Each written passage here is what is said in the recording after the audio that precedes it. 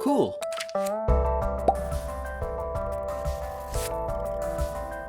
Pokémon Go.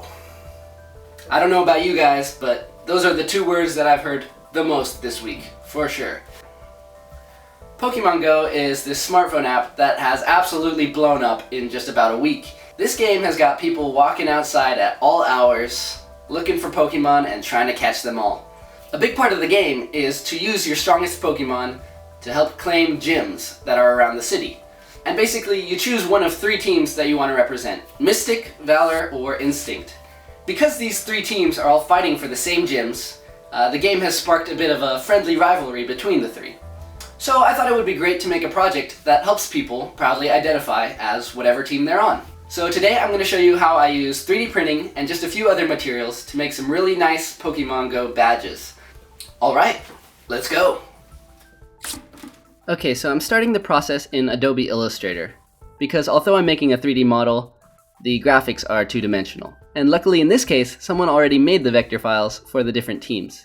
So I just bring those into Illustrator and make sure all the paths look good.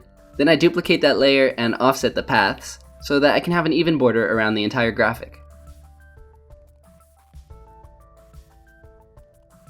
I select that offset path and then use the pathfinder to make it into a single path. And then I'm going to delete these inside shapes because I just want a single solid shape. So those are all the paths I'm going to need for this badge, and I can already play around with the colors in Illustrator and see what the badge will look like from the front. Next, I want to resize this image so that the badge is the correct size when I bring it into SolidWorks. So I'm going to create a reference square that is 45 by 45 millimeters, and I'm going to use that to reference the size of my badge. So you can see I kind of just scale it until it fits inside of that box. And then I know the badge is the size I want it to be. I brought in the other team vectors and went through the same process to create a badge for each of them.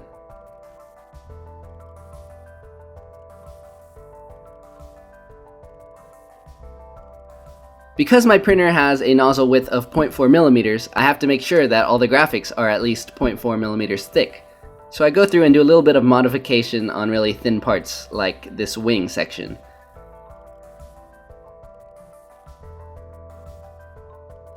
Once I've got the vectors figured out in Illustrator, I export all the paths as DXF files so that SolidWorks can read them.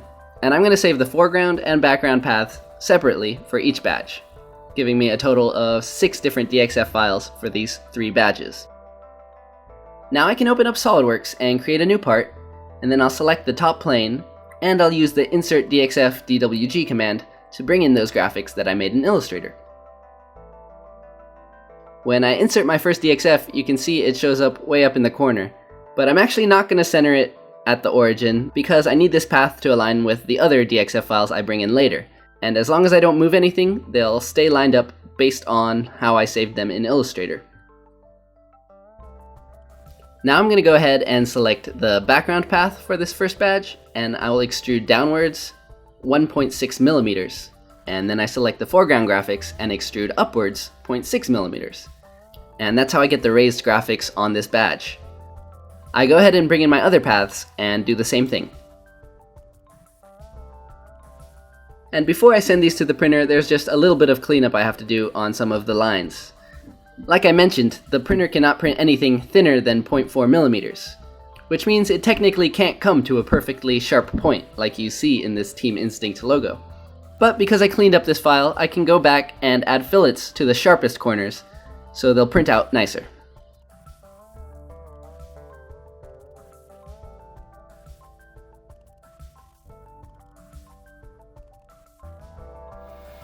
So first up, I'm printing the Team Mystic badges. So I load up my blue filament and start printing. But I'm actually printing this badge with 2 colors in order to make it stand out more. And the way I'm going to do that is by setting my printer to pause right before it starts printing the foreground graphics of my badge. Then when it pauses, I take out my blue filament and replace it with white. Once I've got nothing but white plastic coming out of the extruder, I resume the print.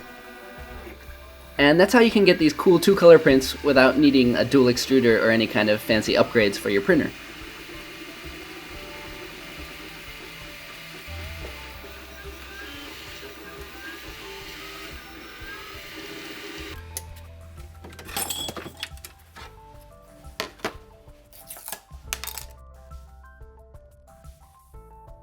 So now I've got the 3D printed component of my project, but I want to add on these tie tacks to make this a proper badge. So I got this E6000 industrial adhesive that should create a strong bond between the metal and plastic. So I just use a little dab of that, and then I put the tack in place.